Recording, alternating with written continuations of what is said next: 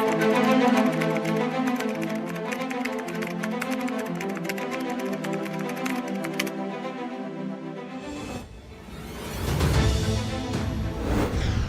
is 4 p.m. We're bringing developing news. And the stories behind the headlines. This is Storycon. I'm Regina Lay. I'm Edwin Gao. In the news this Monday, September 1.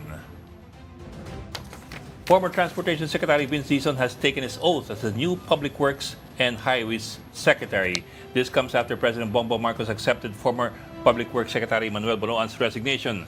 Dizon announced his first order will be to seek courtesy resignations from all Public Works executives and impose a lifetime ban on contractors involved in ghost or substandard projects. He also said an independent commission will handle investigations and the cases against adding agency personnel and contractors. Ang unang-una ko pong order na ilalabas ay ang pag-order ng courtesy resignations top to bottom. USEC, ASEC, Division Head, Regional Director, hanggang District Engineer ng buong bansa. Yan po ang unang-unang order na gustong ipagabas ng ating Pangulo. Ikalawa po, itong mga ghost project at substandard project, kinlear ko na rin po sa ating Pangulo na ang mga contractor nitong mga ghost project na ito, unang-una, mag-i-impose po ako ng lifetime blacklisting, ban, immediately. Kapag ang isang project ng isang contractor ay ghost o napatunayang substandard, wala na po itong proseso, wala nang investigasyon, automatic po, blacklisted for life ang contractor na yan. Isa sa mga gagawin po natin immediately, nakausap ko na rin po ang ating Pangulo at si Secretary Chris Roque ng DTI. Magkakaroon po tayo ng sweeping revamp sa tulong ng ating Secretary of Trade and Industry at ng Office of the President ng PCAB. Narinig po natin yan sa mga investigasyon sa Senado. Na-mention po yan ni Senator Ping Lacson. Kasama din po yan. President Bongbong Marcos explained why he let go of DPWH Secretary Manny Bonoan for Transport Secretary Vince Dizon. Here's Marcos during an ambush interview with reporters this morning. It was Secretary Bonoan who said that basically that he took responsibility because it was under all of these things happened, all of these problems happened under his watch. So, under the principle of command responsibility, he felt that he should leave his post. So, and why Vince Dizon? Because he seems he's done a very good job at the OTR. And I think he's already set the stage for all of the things that we need to do. So pwede na niyang iwanan and go to Public Works because he's also familiar with the workings of the Department of Public Works and Highways.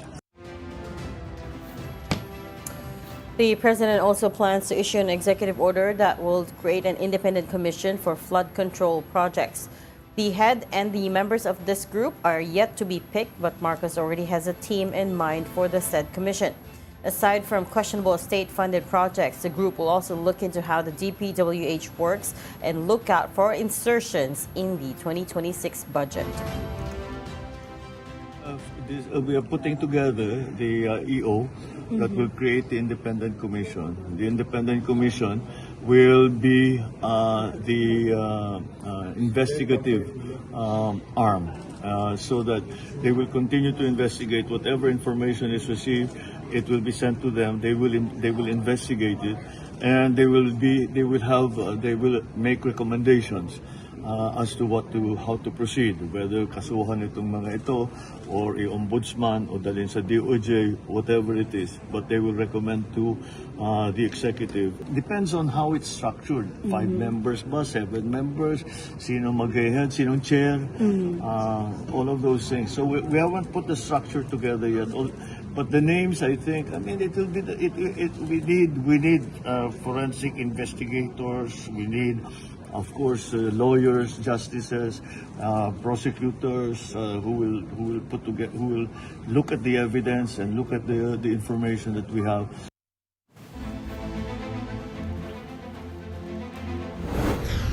Meantime, senators questioned businesswoman and flood control project contractor Sarah Discaya over her wealth and her luxury cars during the Senate Blue Ribbon Committee hearing earlier today.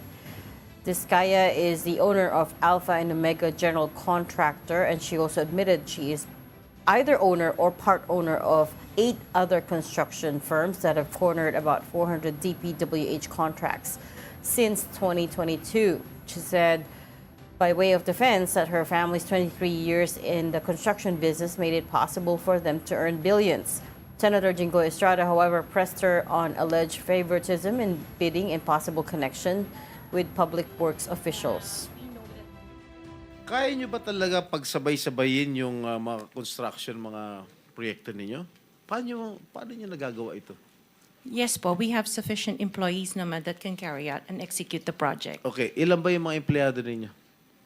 In the office po, mga 200 plus. Nakakapagtaka dahil yung siyam na construction companies nyo, yun ang laging favored, kumbaga, sa bidding. Kasi ang balita ko, isa kayo sa mga una nakakita at nakakapili ng mga projects. Bago pa mabuo ang National Expenditure Program, yung tinatawag natin na NEP.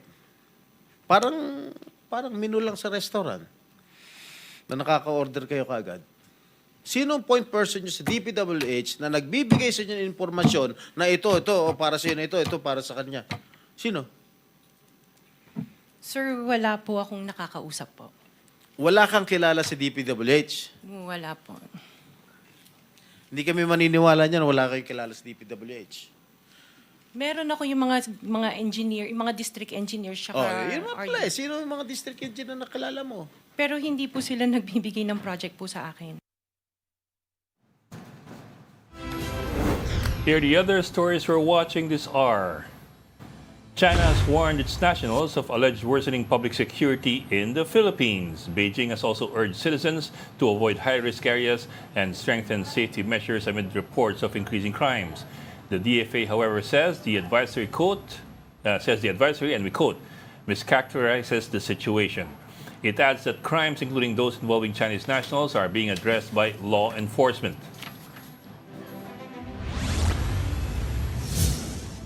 The Judicial and Bar Council held day 3 of its public interviews for the next ombudsman. 4 candidates will face the panel today. That's Annalisa Logan, Supreme Court Justice Mario Lopez, Melvin Matibag, and Michael Frederick Musni. The position was vacated after former Ombudsman Samuel Martirez, whose 7-year term ended on July 27. Former Vice President and now Naga City Mayor Lenny Robredo has officially joined the Mayors for Good Governance. The organization, led by Mayors Benji Magalong, Vico Soto, Joy Belmonte, and Siti Hataman of Basilan, or Isabela Basilan, announced the first batch of new members for the 2025 to 2028 term. Robredo pledged to support the group's call for good governance, including full transparency on flood control projects. And Father Flavi Villanueva, a critic of the Duterte administration's war on drugs, has been named one of this year's Ramon Magsaysay awardees. He was recognized for his lifelong mission to uphold the dignity of the poor and his advocacy for human rights and justice, including supporting families of drug war victims. The award ceremony, known as Asia's highest honor, will be held on November 7th at the Metropolitan Theater in Manila. And joining us today, as always, Storycon's resident political heckler, Tito Raul Llamas. Happy Monday sa lahat ng ating tigapakinig. Pasensya na po at hindi umabot sa ating studio. Ano sa likod mo? Helmet po, 400 years ago, nung samurai pa ako. That makes sense, no? That he's been alive that long. I always suspected it, pero okay na rin na you confirmed it. And from the Philippine Star, as always, we've got Editor-in-Chief, Amy Pamintuan. Hi, Amy. Hi everyone, happy Monday. Happy Monday! Napaka-bulaklaki naman ni Sabi na nga, Aimee. inahina pa ako eh. Kasi malungkot eh. Grabe yung ano ha. Binaha ka ba? Binaha ka ba nung Sabado? Oo, Grabe grabe. yung baha. Ha? Hindi ako makauwi. Ilang oras. Kaya galit na galit ang mga tao ngayon, ano? Tuwing matatrap ngayon ang mga tao sa baha, nagagalit dyan sa mga nangyayari. Ang ganda ng ngayon. timing eh. Tingnan mo. Sobra talaga. Ang galing ng timing Tuwing talaga. mababaha ka ngayon, tuwing matatraffic, ayan, meron ngayon pinagbubulto na ng galit. Mother Ignacia, lampas tao. Oo nga, grabe daw, grabe Kasi talaga. nabi nyo, sarado. EDSA, Grabe. sarado. East Avenue, sarado. Alam mo, Mga lugar, nasa ABS pa Oo, ako niyan na gay na yung Mother Ignacia. Hindi na nagbago. Tagal na nun. Hindi, mga lugar daw na never na nabaha, binaha nung Saturday. Teachers Village, binaha. Yeah. Yung Street, hindi pa binabaha yun. No? Arneo, binaha. Yung loob ng Ateneo na medyo hilly area, Binaha. yan, binaha lahat. Siyempre, UP. Ganyan siya katindi. Kalayaan, UP, lahat. No? Kaya, at saka yung mga pati daw yung mga SUV hanggang sa bintana na yung tubig. Kaya tuwing magagalit ngayon ng mga tao, ayan iniisip, bakit ba kami binabaha ngayon? Well, Apart from climate now change, we of know. Now we know, Ami. So this is the one good Yeah. thing that's coming out now. At least Oo nga eh. na-expose na yung I Yeah. guess kalakaran sa DPWH, 545 billion pesos in flood control Yeah. projects the last 10 years, and the situation has not gotten any better, and now we know why. So, recap lang natin mga nangyari sa Blue Ribbon Committee hearing earlier. By the way, my first question there is, I don't understand bakit nila inexcuse si former Sec Manny Bonoan from the hearing. I get that he's outgoing. he's gone, he's been replaced, but he's still the key here, right? So whatever his testimony is, it would have been valuable because he is the key here in the last 3 years. I'm sure I'm not accusing him of wrongdoing. I'm sure he knows a lot of things, right? So I don't understand why they excused him. In any case, okay, so when it comes to the Discayas, we found out that si Sarah Discaya admitted to owning 9 construction firms. Actually, medyo magulo yung testimony niya here. At first, she admitted that yes, they were either owners or part owners of 9 construction companies, but later on, she said no, Alpha and Omega lang siya, and that she's the CFO now, and she's not involved in the day-to-day projects, which contradicts what she said earlier. These 9 companies are Alpha and Omega, St. Timothy, St. Matthew, Great Pacific, St. Gerard, Waymaker, YPR, Elite General Contractors, Amethyst Horizon, Alpha and Omega /Elite, St. Timothy /Elite, St. Timothy /Amethyst, St. Matthew /Elite. I got that full list from the PCIJ, Philippine Center for Investigative Journalism, that also did an investigative report on them. Yung mga /, those are the JVs, the joint ventures. So ito na nga yung list that came up during the Senate hearing of the firms that are owned or connected to the Discaya, or perhaps they were the incorporators but may have divested already. In any case, inamin na ni Sarah Discaya, 9 companies. She admitted that sometimes these 9 companies would bid for the same projects, which I can't remember which senator said it. I think it was Senator Tulfo who said, yan ang tinatawag na bidding-biddingan, right? They would gun for the same projects and, try to outbid each other. In the end, sila pa rin ang panalo, the Discayas, because, it still goes to them. She says, go ahead. Nung una, ay dinay niya na may mga kilala siya sa DPWH na nagbibigay sa kanya ng menu ng mga projects sa NEP. Hindi pa sa insertions. Eventually, inamin niya, nakilala niya yung mga district engineer. Yun naman yung importante, yung mga district engineer. Kaya pinapanood ko kanina, sabi ko, grabe yung mga pagbawi. Tapos tinatanong din, itong mga single proprietorship, bakit ganito kalalaki yung kanilang mga proyekto? Kahit hindi siya illegal, medyo medyo open siya, questionable. No? Kaya maraming pinag-usapan kanina dito sa Blue Ribbon. Ang hinihintay ko, yung sama ng loob ni Tito Soto, ni Ping Lacson, nung binanatan sila ni Blue Ribbon Head Marcoleta. Bakit sila salita ng salita sa floor ng Senate, but hindi na lang sa Blue Ribbon? At kinastigo rin niya si Kiko Pangilinan at saka si Tito Soto na bakit gusto pang magtayo ng independent commission? Bakit kaya nga merong Blue Ribbon para doon? So, yun yung hinihintay ko kanina kung may fireworks doon sa mga banat ni Marcoleta. Wala. Wala. In fact, they were very genial during the hearing, no? They were joking around with each other. Gusto lang naman yata ni Marcoleta mag-proceed yung Blue Ribbon eh. Ayan, nag-proceed na. And anyway, it will be superseded by the independent commission. Tapos iniimbestigahan na rin ng ombudsman, nag-form ng ombudsman ng 7-member panel to investigate. Yeah. Pati Commission on Audit, nag-form na ng task force para mag-investigate. Kaya in the end, sa ngayon lang, wala tayong nakikita kasing iba, kaya okay, pinatawag ng Senate. Pero, I think lawmakers should not be investigating this issue. Diba? Pero yung hinihingi book ni Vince Dizon na courtesy resignations across the board. Top to bottom.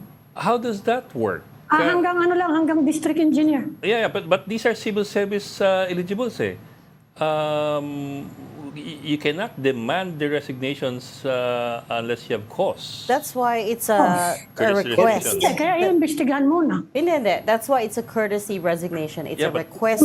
You're not demanding. You can't force them to step down because they can question you in court eh. Kasi yung Courtesy resignation lang naman. That's why forced resignation. that's why it's courtesy. Ibig sabihin, pwedeng hindi sila mag-resign. Yeah. That's what I'm saying. There's nothing stopping these people from saying na I refuse to do think it gives that. Vince a free hand to reassign muna people.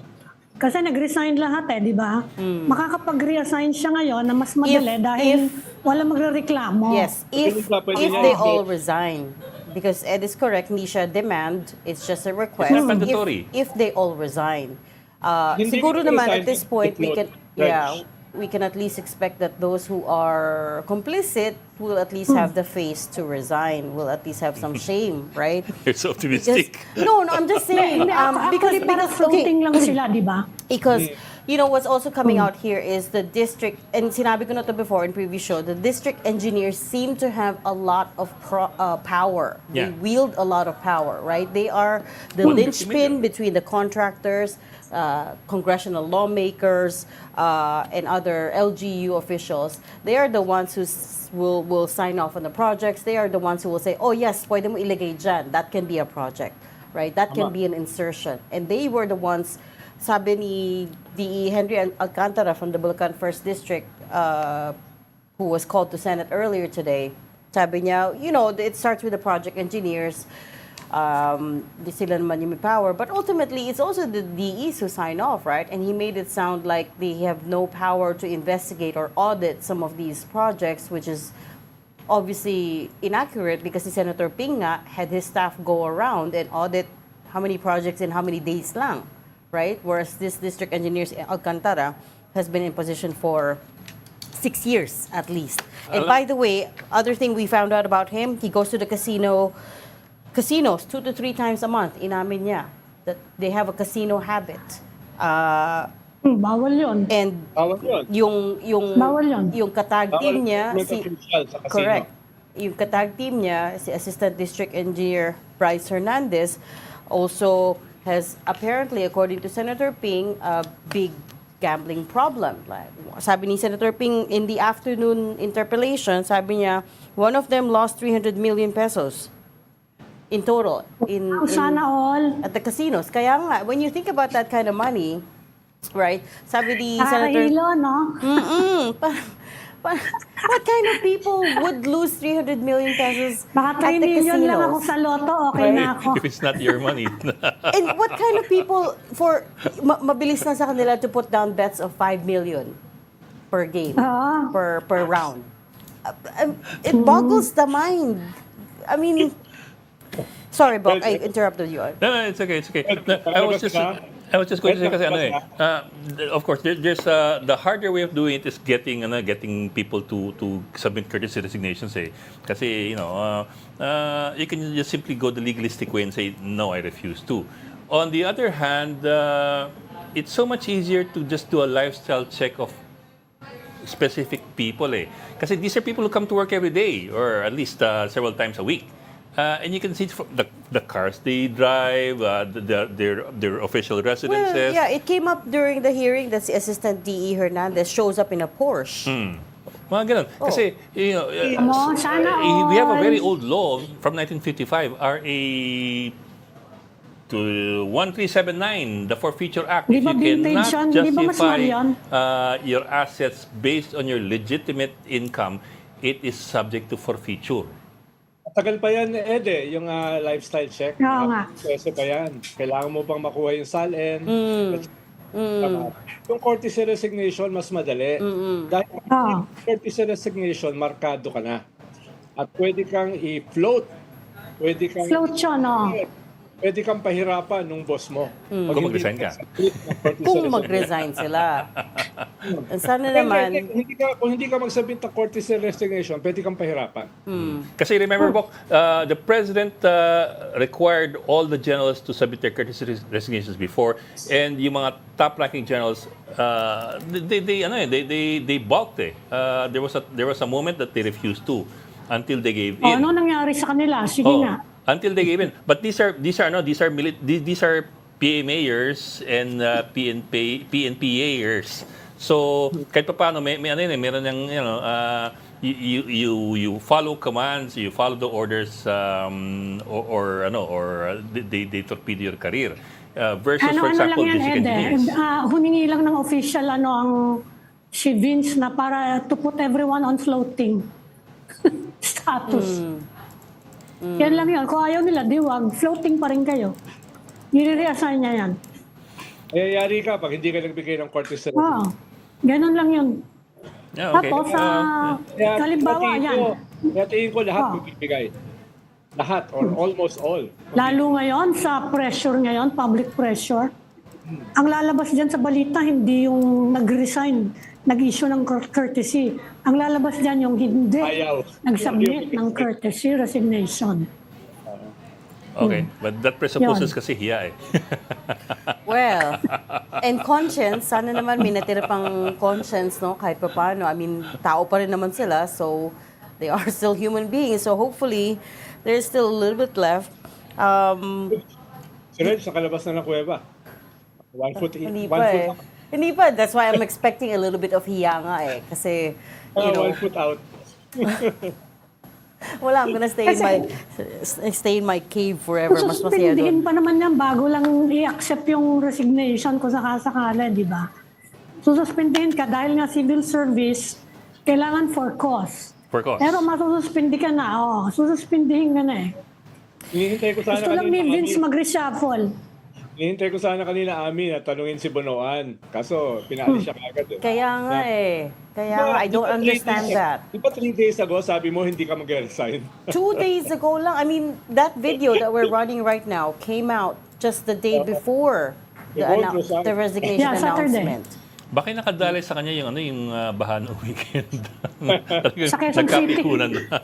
Binaha siya, pati siya. Kasi yung baha ng weekend talaga was remarkably bad So, Talaga. It was strange. Remarkably bad. Although in fairness kasi, you saw what? How many days worth of rain? 5 or 7 days of rain? 5 days worth of rain in 1 hour. In an hour daw. In part, it's also an act of God. Hindi dahil sa high tide. So we can say it was an act of God that wala si that forced Secretary Bonoan to resign. No, not that in particular. I mean, it's an act of God to make the rain fall down so that people wake up and say na, someone has to go. I'm sorry. Let's start kicking. Someone has to answer. But that's the whole point. Resignation is the easy way out. I agree with him. He has to face the music, right? Again, principle of command responsibility. I'm not saying that he was he was corrupt or he did something seriously wrong. Pero under the principle of command responsibility lang, President Marcos na mismo nagsabi, you should have known all of this was going on. But resignation naman does not absolve you. Well, it They can doesn't. still go after him. But for one thing, I mean, here's the first chance for the senators to grill him. Well, second chance, because it is the second hearing. And they didn't. They let him off the hook, right? Okay, what else do we know about the Discayas today? What did we find out? 28 daw lang daw yung luxury cars nila, Oo not nga. 40. That's not Na nasa yung iba sa kumpanya. correct. So yung iba daw are Oo. service vehicles. Yung luxury cars nila, just 28. And the other thing we found out today was that she bought them from dealers here. They are Frebel Enterprises and Auto Art. Now, si Senator Tito Soto said Frebel was the one that was charged by BOC a while back of smuggling. It has a smuggling charge of nag-smuggle daw na Bugatti itong Frebel Enterprises. Ay, yung 40 sa kanila nang galing yun eh. Kaya Sila nga. naman Oh, sila nagsabi. Yeah. Yung Yeah. asawa niya yata. Yeah. So I guess 40 includes the vehicles, the service vehicles. nagpakasama ng vehicles. No. Hindi naman. Yung, ayun, 28 sa pamilya and the rest sa kumpanya daw. Yeah, kaya nga, Sino ba service- may-ari ng kumpanya? The service vehicles, yeah. Kasi yung iba ATV yung iba ATV. Yung nasa video mga all-terrain vehicles, yung mga pangtawid ng dagat, Deliver. ng ilog. No. Yeah. Hindi kasama yun doon sa luxury. Hindi kasama sa luxury dapat yon. Hindi luxurious yun eh. O baka naman pati yung number ng luxury vehicles padded. Yeah. Hindi, tama siguro yung luxury, 28 lang. And these Yung are... regular, Oo. And yung regular, And she was sa asked- kumpanya. napilitan ATV. siya about it. And she said, well, I have 4 kids. Para bang, how many is that? 7 cars to a kid, I guess? 28. She was like, well, I have Tama, 4 no? kids, They need this 28 cars, I guess. Kasi nga naman, how many days in a week? O sa bagay, one car a every day. week. Hindi mo naisipin mga ganung bagay. Ay, so, Kaya mo isipin mo yung ganyan eh. May coding pa eh. Hindi talaga ako taga 1%, no? It's like, I don't understand the ways, Coding the way of the 1%. Walang luxury vehicle sa kuweba. Certainly walang Maybachs and walang Cadillacs. The other thing we found out about them is Rolls. all these other companies, many of these other companies, they're named. Si Sarah Discaya denied that she was still involved. She says nasa Alpha and Omega na lang siya, but it's her relatives who run the other companies anyway. So, for example, with St. Timothy, it's run by a certain Angeline Rimando, who is now the president. And Angeline Rimando is the niece of Curly Discaya. St. Timothy had 145 flood control projects since 2022. And if you guys will recall, when we interviewed si Congressman Leviste, and the QC engineer, he also named St. Timothy as one of the contractors that built was it a revetment or embankment that collapsed then? That was problematic. And then also sa Albay, meron din problematic project itong St. Timothy. And it was also named by, I think, sa Oriental Mindoro din. Kung hinihintay ko, Reg, na itanong sa kanila sa Senate hearing, yung profit margin. Paano pinapaliwanag nila na kaya marami silang bilyones ay dahil marami silang proyekto. Pero you can only have a profit margin na so much, di ba? Hindi yung ganun What's the reasonable kalalaki. profit margin again? Was it 10%? What's the reasonable profit margin? The acceptable one? Problema yun, no? Yung, biro mo, na-amass mo yung ganun kalaki in just a few years. Kano yung kwan mo, profit margin mo? Well, Magkano yung atong mo sa mga correct. proyekto? Well, she said they've been in construction 23 years, but they only started bidding with the DPWH, working with DPWH in 2016. So that is the first year of former President Duterte's time. They only started working on flood control projects 2016 onwards. Sabi ni Sarah Discaya yan at the hearing today. At saka yung sagot daw nila na DPWH, nag-umpisa kayamanan. Hindi daw ano yon, out of context daw yon. Na-splice daw yung video. But nevertheless, Last price, ha? Grabe. whether or not the video was spliced, the paper records will bear this out, which is that they have cornered a lot of the DPWH flood control projects in the last 7 or 8 years, right? So the bulk of the money still came from DPWH, kahit na hindi lang yun yung business. To answer your question, Ed, there is a law, I think, or a rule that says that government agencies have to award to the lowest bidder.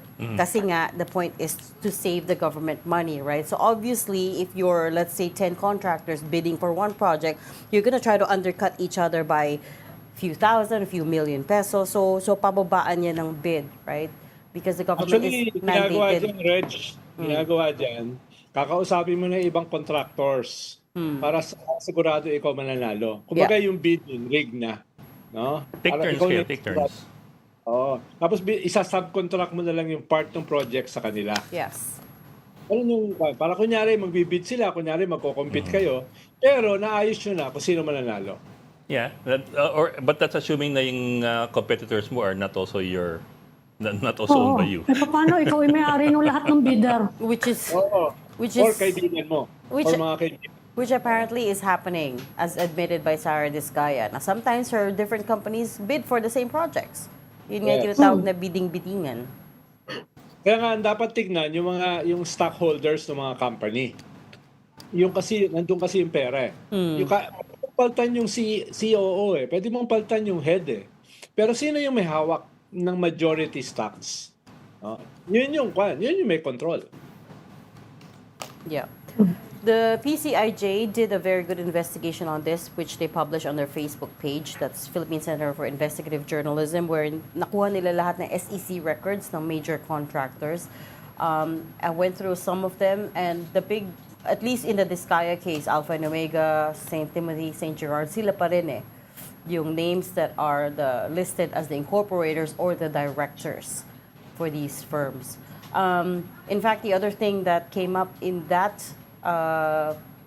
data dump that the PCIJ did was see Congressman Elizalde Co was still listed as a director of SunWest in 2022. Remember, he said that he divested in 2019. But actually, was it 2022? Either 2020 or 2022. Basta he was still listed in the papers, in the SEC papers, in one of the documents there, which is an amendment of the Articles of Incorporation. See, Congressman Co was still listed there.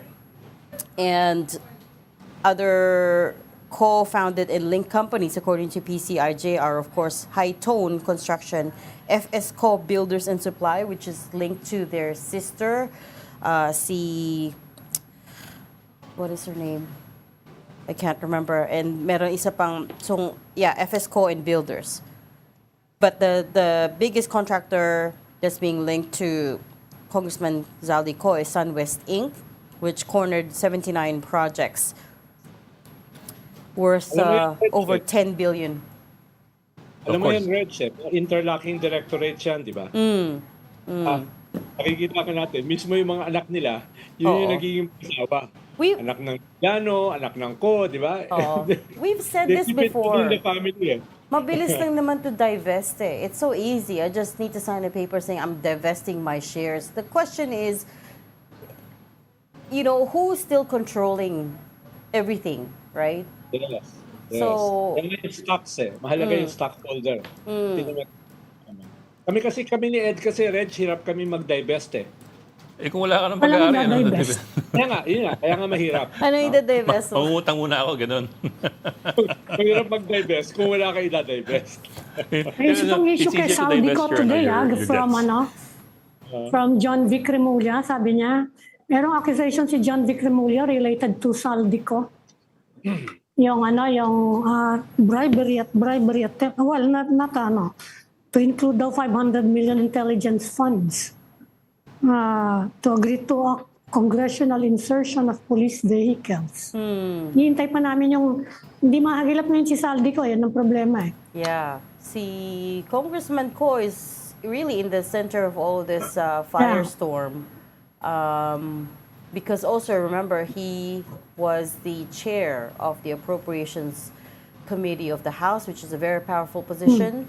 And he held that position for From 2022 until January this year. 3 years. Almost Yeah. 3 years. And according Basically, almost the whole term. according to Congressman Toby Tiangco and other congressmen we've spoken to, he is also a member of the small committee, the so-called small committee in the House that was in charge of all of the realignments, right? So, siya talaga yung, sabi nga ni Congressman Tiangco, siya lang makaka-explain ng mga insertions. Actually, it's only a continuation of the previous term na yung Appropriations Committee went to some congressman na bagong-bago and a party list congressman pa. The previous one was ACT-CIS na congressman. Was it Eric Go ba yun? I forget eh. There was a time it was another party list congressman who was a newcomer who also chaired the Appropriations Committee before Zaldigo came in. So, it was before Co's time. Yeah, may ganun na eh. May at least one incident na ganun eh before Zaldico came in. Again, as a neophyte congressman and again as a party list congressman chairing the appropriations. Sino ba nag-a-assign yung mga ganyan? Yung majority, yung House leadership. Yeah. Kaya nga. Yun eh. That is the key to this problem. Sino bang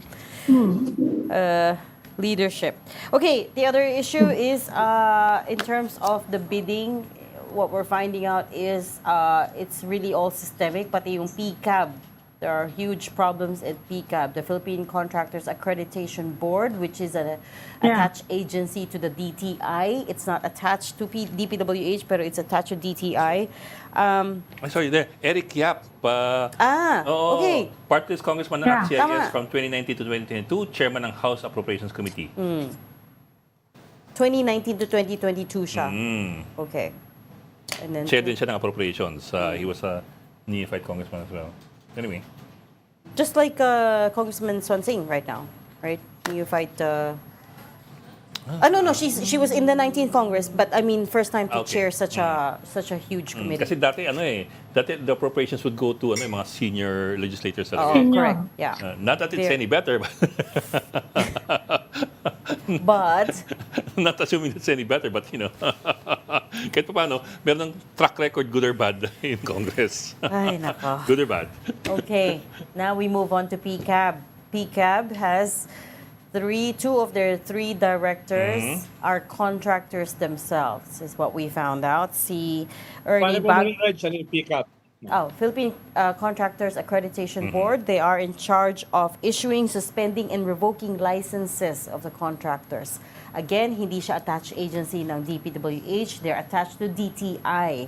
DTI. The problem is a huge conflict of interest. You have two of the three directors, si Chair Dakay, who we're seeing on screen right now, siya yung third, but two of his colleagues on the leadership, si Ernie Baga of EGB Construction and Arthur Escalante of AN Escalante, own contracting companies themselves, construction companies, and they admitted that they did secure government contracts while they were sitting on PCAB. If that's not a conflict of interest, I don't know what is. That's graft yan, ha? That should be a crime. No, That's a clear, but It should be a crime, Graft yan. but magugulat ka it because is a crime. there is no law. No, there is no law that says that they have to divest from their companies before they serve on PCAB's board. That's what came out today. And so that's a clear loophole in the Correct. law. There is no law or rule that specifies that pickup directors must be contractors. But there's Hindi also siya no government, law. ano? Talagang institutionalize yung regulatory capture. Yeah, but there's also no law that says they have to divest before they sit on PCAB's board. Pero hindi government ang PCAB, ha? Hindi nga siya government, it's quasi. Yeah, it's not a government agency. But Although it's supervised by the DTI. Hindi siya attached sa DTI. Oo. But- Hindi. She's supervised siya ng DTI. Attached. But it's a private group, no? It is a private group. So according to PCAB, all their former officers naman talaga are contractors. So that's industry, that's common in the industry. Industry siya. The question is Industry siya. here, can you imagine sitting on the board of the accreditation agency and being a contractor yourself? So you have the power to grant licenses, renew licenses, suspend licenses, revoke licenses, but you yourself are a contractor who has taken government projects. I mean, Hindi, tama naman yun. Dapat kasi dapat kasi may government representative, di ba? Pero kung private yan, walang habol yan. Well, they're all appointed by the president, though. Industry siya industry group siya. Ang issue naman doon, conflict of interest eh. Kailangan naman talaga yung mga nakaupo sa Integrated Bar of the Philippines, IBP, kailangan naman talaga mga abogado. correct. Di ba? Yan na nga. Tapos, mga contractor naman talaga yan. Di ba? Yeah. Pero yung powers niya, giving, revoking, licenses, yun yung Dapat may government yun yung masama. Yun yung panto. Yun yung clearly a conflict of interest. Di ba? And it's huge powers, ha? For example, in-extend nila yung license ng, was it St. Gerard that was already blacklisted, or was it St. Timothy? So they have the power to, which senator showed that a lot of these top 15 contractors were given poor or failing grades sa evaluation, but they still managed to extend their contracts. Their contracts were renewed by the PCAB, and that's, sabi nga ni Sec Bono, and there are 3 paper requirements in order to become a government contractor, and that's one of them, right? You can't be a government contractor unless you have a PCAB license. So imagine how much power the PCAB has. This little-known agency that is now, that we're now finding out more about. I'll go from the PCIJ story from yesterday. Bad contractors can get good contracts. The 15 contractors who got the largest sums out of the flood control contracts have checkered records. 2 are facing possible tax audits. 1 has a previous graft case. Another has been criticized for endangering locals. Over half of the 15 have gotten poor or unsatisfactory marks from the construction performance evaluation system. So again, which begs the question, how could they have their licenses renewed if they were already marked poor or unsatisfactory, if their projects were marked poor, right? So when you start tracing... We are a forgiving nation. We are resilient. Nakakaiyak. Oh my gosh. Mga politiko, Reg, Yung mga parating keywords Sila nag-iimbestiga sa mga ghost projects Nakulong sila dahil sa ghost projects. The hearing today focused a lot on ghost projects, but that's not the only problem with the flood control projects, right? Meron din yung substandard projects that collapse after 6 months, right? Meron naman yung Ghost budgets. ghost budgets na sabi ni Senator Tapos na, Ping. pero meron pondo pa rin. Tapos na, pero they keep funding it every year. So at today's Senate hearing, they focus entirely on ghost projects. Pero the problem is much bigger than that when it comes to flood control projects, right? There's... Ed, pwede mo bang i-research gaano karami doon sa mga nag-iimbestiga ang na-link o nakasuhan doon sa Napoles controversy? Grabe na, mukhang masinsinang paghanap yan. Gusto gawin ko ngayon. Ko talaga. Nakakatawa lang na makikita ka ng napaka-self-righteous ng mga politiko na nag-iimbestiga ng corruption. We're in the Napoles list. Sa Napoles ghost projects at saka anomalous projects. Kung ako kasi, tahimik na lang ako. O kaya lilipat ako ng committee. Kaya nga Lilipat ako ng committee. Saka meron pang remember, merong ongoing investigation ngayon ng COMELEC. Yun daw 15 contractors who contributed to the campaigns of senators noong 2022. 15 na yun, Oh, yeah. Pero yun nga, Diba? you know how lawyers work. There's a loophole. That loophole we've been talking about. Ang habol mo naman dito, Ed, hindi lamang kaso Ang habol mo rito ay isasapit Expose yan, Yeah. Yeah. Would be Kaya like, kailangan bilis-bilisan yung yung independent commission para kaya lang naman yan kasi wala pa eh. like Wala the, pang nag-umpisa ng investigation eh. So Pero we're listening to this. First time sila eh. Pero naglabas na ba sila ng indications, Ami, kung anong klase yung gusto nilang mag-compose ng independent? Wala pa eh, wala pa. Yan ba ay mga It's very, very new. bahan? It's very new, wala pa. Parang may counting indication lang. Anong klase yung... Wala pa eh. Pero Ah. Ronald, kung gusto mo ilabas na rin yung yung mga maiingay na congressmen na yung mga congressmen na maiingay dito sa kasong to pero dawit naman sa pork barrel scam. Di ilabas na rin natin yung mga maiingay na reporter at mga anchor na dawit din sa na police sa list. pork barrel scam? Na police list. Sino yun? Tanong mo kay Ronald. I don't know that. Hindi, pero ito kasi mga congressman nakasuhan. Oh. Yung mga journalists, nasa listahan lang ni Napoles. Hindi sila nakasuhan. Ilan na Yung nakita kay- doon sa listahan ni Napoles eh. Ito kasing itong mga politiko na ito, talagang formally nakasuhan. Yeah, that's true. Yung mga journalists ay Ay nagdedmahan. Small fry. nasa listahan lang. Nasa listahan lang.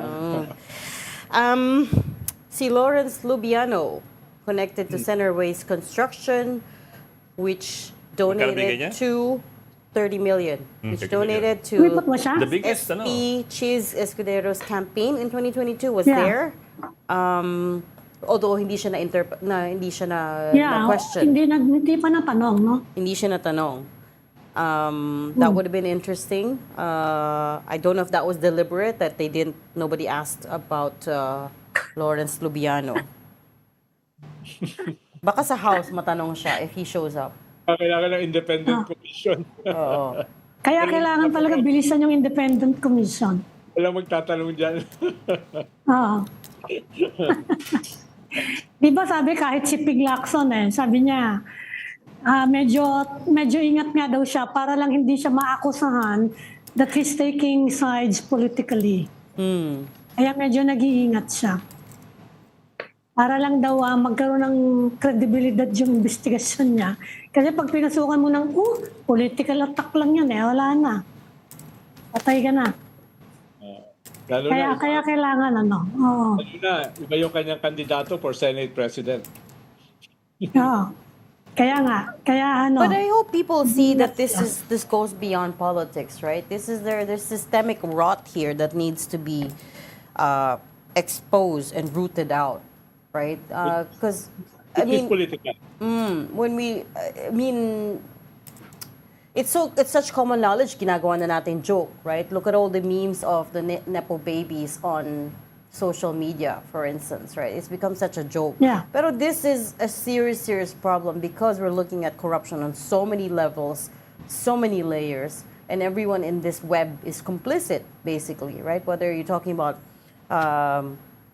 saan galing, when you start following the money, where did the insertions come from, to who decided on what projects, how much will go to each district, right?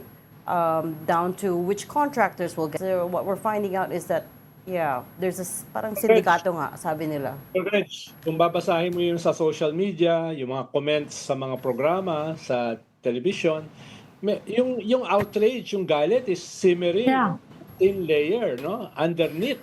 tuwing babaha nga, nagagalit mga tao.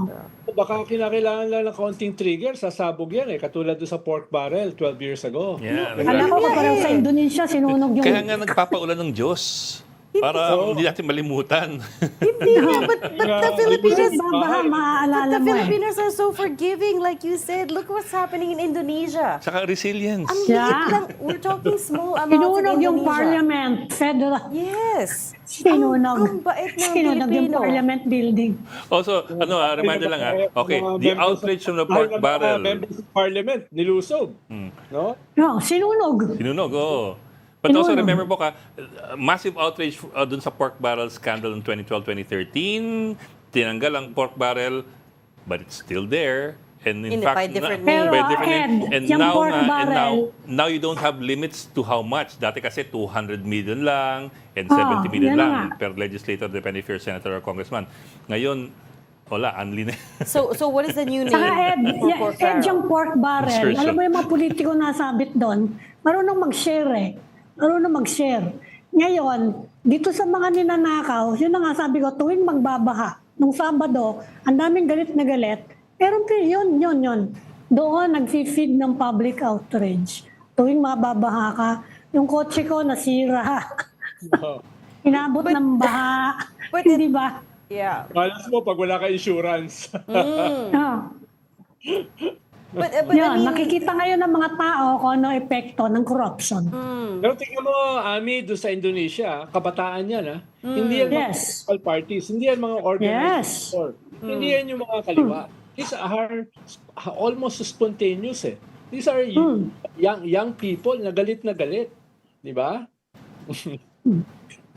and that's Di tayo makakapagsunog dito, baha lagi.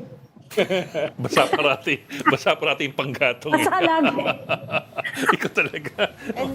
and ultimately that's the question for all of us, right? Where does our outrage go? Does it end on with us talking about it sa hanggang social media na lang, right?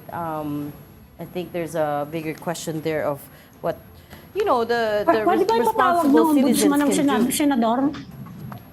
Pwede bang ipatawag ng ombudsman ng senator?